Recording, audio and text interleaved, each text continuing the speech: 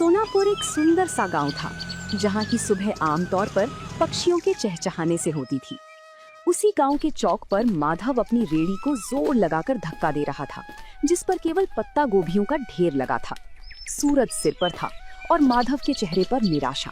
गोभी ले लो, ताजी पत्ता गोभी ले लो। तभी एक काकी उसके पास आई और कहा, अरे माधव, कल भी तो गोभी ही लाया था। क्या तेरे खेत में इसके अलावा और कुछ नहीं उगता? घर में सब अब गोभी देखकर मुंह बनाने लगे हैं। क्या करूं काकी, खेत में फसल ही यही हुई है। बहुत सस्ती दे रहा हूँ, 2 किलो ले लो। नहीं रे बेटा, मुफ्त में भी देगा तो कोई नहीं खाएगा। कुछ नया लाए तो बता देना। सबको कुछ नया चाहिए, पर नया लाने के लिए पैसे कहाँ से आएंगे? अगर आज ये गोभी नहीं बिकी तो कल का चूल्हा भी नहीं जल पाएगा। माधव वहीं सड़क किनारे बैठ गया। तभी उसका पुराना दोस्त सोमू वहां से गुजरा। क्या हुआ माधव, आज फिर गोभी का ढेर घर ले जा रहा है? हाँ सोमू, कोई भी इसे खरीदने को तैयार नहीं है। सब इन पत्ता गोभी से पक गए हैं। समझ नहीं आता इन पत्ता गोभियों का क्या करूं। भाई तूने शहर में कुछ समय उस दुकान पर काम किया था ना, जहां लोग इसी गोभी को बारीक काट कर कुछ सफेद पोटली जैसा बनाते थे। क्या नाम था उसका? मोमोस? हाँ सोमू, वो लोग पत्ता गोभी का ही इस्तेमाल करते थे। सोमू की बात माधव के दिमाग में घर कर गई थी। उस शाम माधव घर लौटा तो उसके मन में एक ही धुन सवार थी। उसने अपनी बची हुई सबसे अच्छी पत्ता गोभी उठाई और उसे बारीक काटना शुरू किया। अगर मैं इन गोभियों को फेंकने के बजाय इनका रूप बदल दूं तो शायद बात बन जाए। मैदा घर में थोड़ा पड़ा ही है। वो रसोई में मसालों के साथ कुछ प्रयोग करने लगा। खुशबू फैलने लगी तो उसका पड़ोसी करीम चाचा अंदर आए। माधव मियाँ, ये कैसी खुशबू आ रही है? आज क्या कोई दावत की तैयारी है? आइए चाचा, दावत तो नहीं पर एक कोशिश कर रहा हूँ। ये देखिए, मैंने इन गोभियों को मसालों के साथ पकाकर इस मैदे की लोई में भर दिया है। अरे ये तो छोटी छोटी सफेद पोटलियां लग रही हैं। इन्हें तेल में तलोगे क्या? नहीं चाचा, इन्हें बस भाप में पकाऊंगा। ये बिना तेल का खाना होगा, जो गांव वालों के लिए बिल्कुल नया होगा। बिना तेल का? क्या लोग खाएंगे? यहाँ तो सबको तला भुना पसंद है। स्वाद अच्छा हुआ तो सब खाएंगे चाचा। बस दुआ कीजिए कि ये भाप में ठीक से पक जाए। कल सुबह गांव के चौराहे पर मैं इसी का ठेला लगाऊंगा। हिम्मत तो बड़ी है तेरी। चल ये पक जाए तो एक मुझे भी चखाना। अगली सुबह सूरज की पहली किरण के साथ ही माधव गांव के चौराहे पर पहुंच गया था। उसने अपनी रेड़ी के एक तरफ कटी हुई पत्ता गोभी रखी थी और दूसरी तरफ पीतल के एक बड़े बर्तन से भाप निकल रही थी। गांव के लोग जो रोज माधव को गोभी बेचते देखते थे, आज रुक रुक कर उसे ताकने लगे। तभी गांव का हलवाई बनवारी उसके ठेले पर आया और कहने लगा, अरे माधव, आज तेरा ये पत्ता गोभी का ठेला बड़ा चमक रहा है। ये बड़े बर्तन में क्या उबाल रहा है भाई? सुबह सुबह चाय बना रहा है क्या? नहीं बनवारी भाई, ये चाय नहीं है, इसे मोमोस कहते हैं। शहर का बड़ा मशहूर नाश्ता है। आज पहली बार अपने गांव में लाया हूँ। मो क्या? नाम तो बड़ा अजीब है, पर खुशबू बड़ी सौंधी आ रही है। इसमें डाला क्या है? वही अपनी ताजी पत्ता गोभी है भाई, बस बनाने का अंदाज नया है। ये देखिए, साथ में ये लाल चटनी भी है। तभी गांव का एक बुजुर्ग उसके पास आया और उसने कहा, बेटा, ये दिखने में तो बड़ा कोमल लग रहा है। क्या ये बुजुर्गों के खाने लायक है? मेरे दांत अब सख्त चीजें नहीं चबा पाते। बाबा, ये तो मुंह में जाते ही घुल जाएगा। ये भाप में पका है, बिल्कुल रूई जैसा नरम। आप बस एक बार जरा सा चक्कर देखिए। बुजुर्ग ने एक छोटा सा टुकड़ा चखा। पूरा चौराहा शांत हो गया। सब बुजुर्ग के चेहरे के भाव देख रहे थे। जैसे ही बुजुर्ग ने मोमोज का टुकड़ा चबाया, उनके चेहरे पर एक बड़ी सी मुस्कान फैल गई। माधव ने उन्हें थोड़ी और लाल चटनी दी। देखते ही देखते वहां मौजूद दूसरे लोग भी अपनी बारी का इंतजार करने लगे। वाह माधव, ये तो वाकई कमाल की चीज है।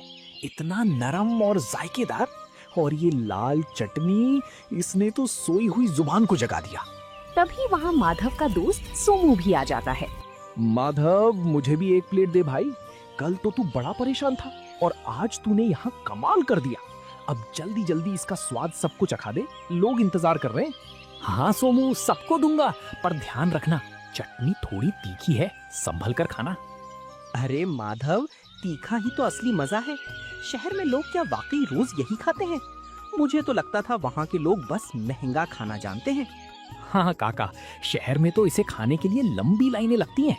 मैंने सोचा जब हमारे खेत में इतनी अच्छी गोभी होती है तो हम गांव वालों को ये स्वाद क्यों ना मिले। भाई माधव, तूने तो मेरी मिठाई की दुकान के सामने रौनक लगा दी। एक प्लेट मेरे लिए भी लगा। देखूं तो सही इस पत्ता गोभी के नए अवतार में ऐसा क्या जादू है। दोपहर होते होते माधव की सारी पत्ता गोभी खत्म हो गई थी, लेकिन सब्जी के रूप में नहीं बल्कि मोमोज के रूप में। माधव ने आज पहली बार अपने हाथ में इतने पैसे देखे थे। उसकी आंखों में खुशी के आंसू थे और मन में एक नया हौसला। उसे समझ आ गया था कि मेहनत और नयापन कभी बेकार नहीं जाता। जिसके बाद अगले कुछ दिनों तक माधव का काम तेजी से चल पड़ा। अब लोग सुबह से ही माधव के आने का इंतजार करने लगे थे। लेकिन जैसे जैसे काम बढ़ा, माधव के पास संसाधनों की कमी होने लगी। उसके पास सिर्फ एक छोटा बर्तन था और अकेले सारा काम करना उसके लिए मुश्किल होता जा रहा था। गोभी काटना, मैदा गूंदना, फिर उसे बेलना और फिर भाप देना, अकेले करते करते हाथ जवाब देने लगे हैं।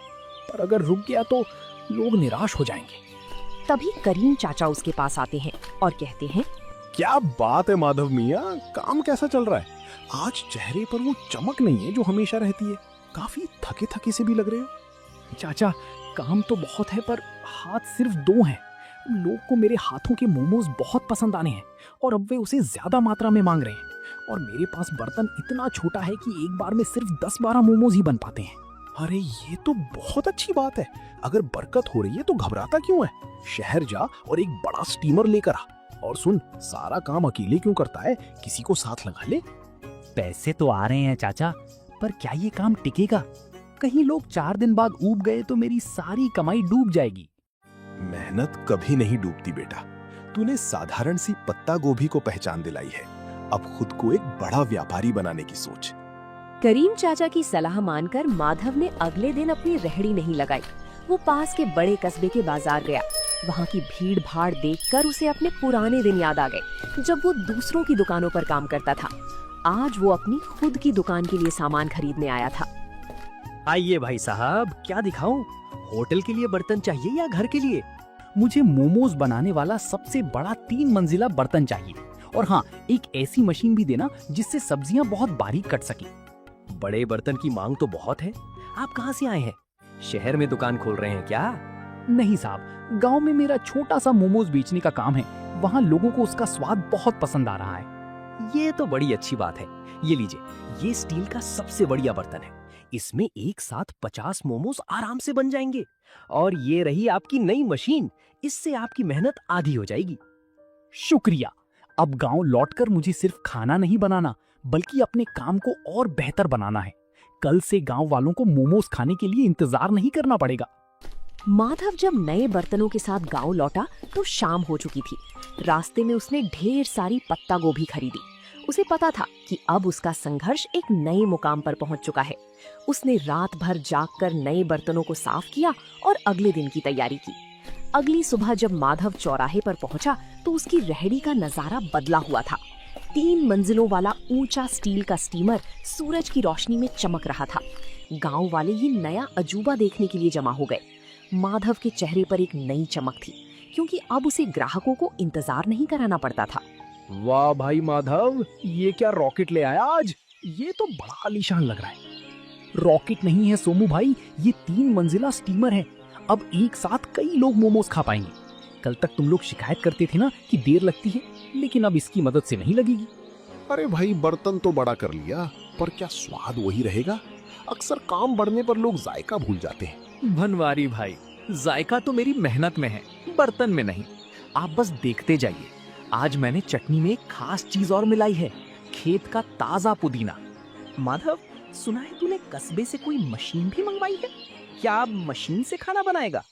नहीं काका, मशीन सिर्फ सब्जियां बारीक काटने के लिए है। मेहनत तो अभी भी इन हाथों की ही रहेगी। मशीन से बस मेरा समय बचेगा ताकि मैं आप सबको गर्मा गर्म खाना खिला सकूं। उस दिन माधव की रेहड़ी पर इतनी भीड़ थी कि गांव का मुख्य रास्ता जाम होने लगा। माधव बड़ी फुर्ती से हाथ चला रहा था। वो पत्ता गोभी की फिलिंग भरता, उन्हें आकार देता और स्टीमर में सजाता। कुछ ही मिनटों में भाप के साथ मोमोज तैयार हो जाते। तभी गांव के पटवारी जी अपनी गाड़ी से वहां रुके। माधव, ये क्या शोर मचा रखा है तुमने? पूरा गांव यहीं जमा हो गया है क्या? प्रणाम पटवारी जी, कुछ नया शुरू किया है। ये पत्ता गोभी के मोमोज हैं। आप भी जरा चक्कर देखिए, फिर बताइएगा कि गांव में ये कैसा लग रहा है। पटवारी जी ने जैसे ही एक निवाला खाया तो उन्होंने कहा, वाकई मैंने शहर में कई जगह के मोमोज खाए हैं, पर तुम्हारी ये पत्ता गोभी की फिलिंग और ये देसी पुदीने वाली चटनी, इसका कोई जवाब नहीं। तुमने तो कमाल कर दिया। शुक्रिया साहब, बस सोच रहा था कि अपनी गोभी को फेंकने से अच्छा है उसे इस तरह लोगों तक पहुंचाया जाए। माधव, अगले हफ्ते तहसील के कुछ बड़े अधिकारी गांव आ रहे हैं। क्या तुम उनके लिए भी ऐसा कुछ इंतजाम कर सकते हो? मैं चाहता हूँ वो देखें कि हमारे गांव के युवक कितने मेहनती हैं। ये तो मेरे लिए सौभाग्य की बात होगी साहब। मैं उनके लिए सबसे बेहतरीन मोमोज तैयार रखूंगा। माधव के लिए ये सिर्फ एक ऑर्डर नहीं था, बल्कि उसके हुनर को मिलने वाली सरकारी पहचान की शुरुआत थी। उस रात माधव ने चैन की नींद ली, क्योंकि अब वो सिर्फ एक गरीब सब्जी वाला नहीं, बल्कि गांव का मोमोज मैन बन चुका था। पटवारी जी का वादा माधव के लिए एक बहुत बड़ी चुनौती और अवसर दोनों था। तहसील के अधिकारियों का आना कोई छोटी बात नहीं थी। माधव ने तय किया कि वो इस मौके को हाथ से जाने नहीं देगा। उसने अपनी छोटी से रसोई घर को साफ किया और अपनी रेहड़ी को अच्छे से सजाया। माधव बेटा, कल का दिन बहुत बड़ा है। सुना है शहर से बड़े साहब लोग आ रहे हैं। क्या तूने सारी तैयारी कर ली? हाँ चाचा, मैंने आज सुबह ही खेत से सबसे ताजी और कोमल पत्ता गोभी तोड़ी है। मैं नहीं चाहता कि स्वाद में जरा भी कमी रहे, बस थोड़ा डर लग रहा है। डर कैसा? तूने तो पूरे गांव का दिल जीत लिया है। वो तो फिर भी बाहर के लोग हैं। बस अपनी सादगी और सफाई का ध्यान रखना। सोमू, तू कल मेरी मदद करेगा? मुझे प्लेटें लगाने और पानी पिलाने के लिए किसी भरोसेमंद इंसान की जरूरत होगी। तू चिंता क्यों करता है भाई? मैं सुबह ही पहुंच जाऊंगा। हम दिखा देंगे कि हमारे गांव का स्वाद किसी बड़े शहर के होटल से कम नहीं है। दोपहर का समय था। तहसील के अधिकारी अपनी गाड़ियों से गांव की चौपाल पर पहुंचे। पटवारी जी ने गर्व के साथ माधव की रेहड़ी की ओर इशारा किया। माधव के चेहरे पर एक विनम्र मुस्कान थी। उसने बड़ी ही सफाई से अधिकारियों के सामने गर्मा गर्म मोमोज परोसे। पटवारी जी, मैंने सुना था कि यहाँ का कोई युवक बहुत अच्छा काम कर रहा है।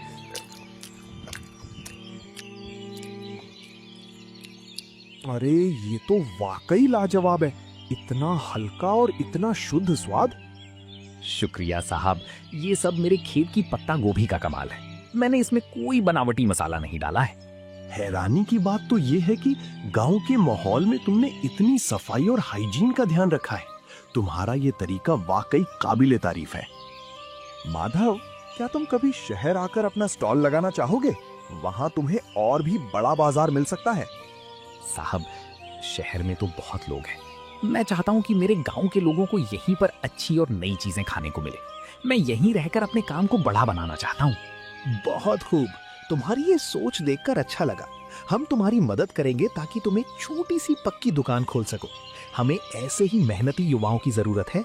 अधिकारियों ने न केवल पेट भर खाया, बल्कि जाते समय माधव की काफी तारीफ भी की। उस दिन माधव को समझ आया कि सफलता के लिए गांव छोड़ना जरूरी नहीं, बल्कि अपनी जगह रहकर कुछ अलग करना जरूरी है। अधिकारियों की मदद और अपनी मेहनत की कमाई से माधव ने आखिरकार गांव के मुख्य चौराहे पर एक छोटी सी पक्की दुकान किराए पर ले ली। अब उसे धूप और बारिश में रेहड़ी खड़ी करने की चिंता नहीं थी। उसने अपनी दुकान का नाम रखा माधव का देसी जायका। दुकान की दीवारों पर उसने खेत और गांव के सुंदर चित्र बनवाए थे। अरे भाई माधव, अब तो तू सेठ बन गया। इतनी सुंदर दुकान और वो भी गांव के सबसे मुख्य मोड़ पर। अब तो हमें बैठने के लिए कुर्सियां भी मिलेंगी। सेठ नहीं बनवारी भाई, बस आप सबका प्यार है। दुकान पक्की हो गई है तो क्या हुआ, स्वाद तो आज भी वही मिट्टी से जुड़ा रहेगा। आइए, आज उद्घाटन के दिन पहली प्लेट आप ही के नाम। माधव मियाँ, देख रहे हो, जहाँ तू कभी गोभी का ढेर लेकर उदास बैठा रहता था, आज वहाँ तेरे नाम की धूम मची है। मैंने कहा था ना, गोभी को पहचान तूने दी है। चाचा, ये सब आपकी बातों का ही असर है। अब मैंने सोचा है कि मैं गांव के 2 और बेरोजगार युवकों को यहाँ काम पर रखूंगा। उन्हें मैं खुद ट्रेनिंग दूंगा ताकि वो भी अपना हाथ साफ कर सकें। बहुत नेक ख्याल है बेटा। तरक्की वही है जो सबको साथ लेकर चले। वक्त बीतता गया और माधव की दुकान अब केवल सोनापुर ही नहीं बल्कि आसपास के 10 गांवों में मशहूर हो गई। लोग दूर दूर से उसके पत्ता गोभी मोमोज खाने आने लगे। माधव ने कभी अपनी गुणवत्ता से समझौता नहीं किया। वो आज भी रोज सुबह अपने खेत से ताजी गोभी खुद तोड़कर लाता था। माधव भाई, आज तो शहर से भी कुछ लोग आए थे। कह रहे थे कि सोशल मीडिया पर तुम्हारी दुकान की बड़ी चर्चा है। अब तो तुम्हें शहर में भी ब्रांच खोल लेनी चाहिए। सोमू, शहर की चकाचौंध अपनी जगह है, पर जो सुकून इस गांव की हवा और अपनों के बीच काम करने में है वो कहीं नहीं। मेरा मकसद सिर्फ पैसा कमाना नहीं था, बल्कि अपनी मेहनत को एक नई दिशा देना था। तुमने वाकई साबित कर दिया कि अगर इरादा पक्का हो तो एक गरीब सब्जी बेचने वाला भी अपने हुनर से तकदीर बदल सकता है। मेहनत का कोई विकल्प नहीं होता सोमू। आज जब मैं पीछे मुड़कर उन पत्ता गोभी से भरी रेहड़ियों को देखता हूँ तो मुझे गर्व होता है कि मैंने हार नहीं मानी। तो दोस्तों, आप लोगों को ये कहानी कैसी लगी कमेंट करके जरूर बताएं और ऐसी कहानियों को देखने के लिए वीडियो को लाइक करें और चैनल को सब्सक्राइब करें।